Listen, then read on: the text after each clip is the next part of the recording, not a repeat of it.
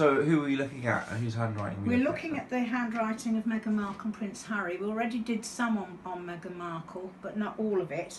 And we want to do his as well, and we want to compare them as a couple.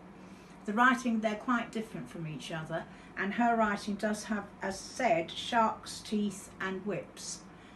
Those are not very complimentary. It means a person's very controlling, and we know with that couple, judging by his writing, which I'll go into in a minute, who will be in control. The shark's teeth do worry me because those people have such a strong sense of entitlement, and they do sort of dish out the orders, and especially with the whips on top of the writing that are very exaggerated. It's very worrying. We have read, I shouldn't go by the papers, we have read that they can't keep any staff, and seeing her writing, that backs that up. So I do believe the newspapers when I read it.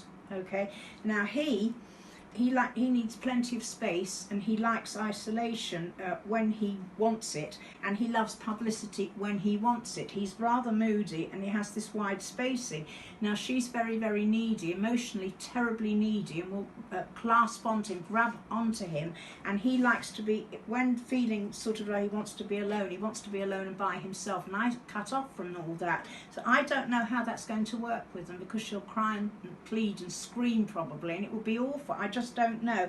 I don't see this, I'm sure they'll stick together, but I don't see this as being a terribly happy marriage between them.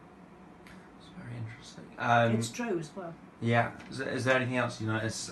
So what are the key differences between Prince Harry's and Meghan Markle's handwriting? Well, he's not quite as greedy as her. She's got this sort of pasty writing, as I pointed out, whips and shark's teeth, and I've said about the sense of entitlement.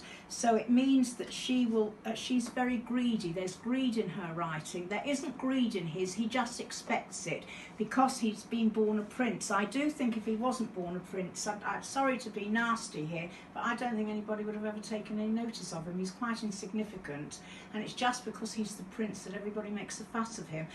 We haven't yet done William and Kate, but I have to tell you there's a massive difference between those two brothers, and a massive difference between Kate and Meghan.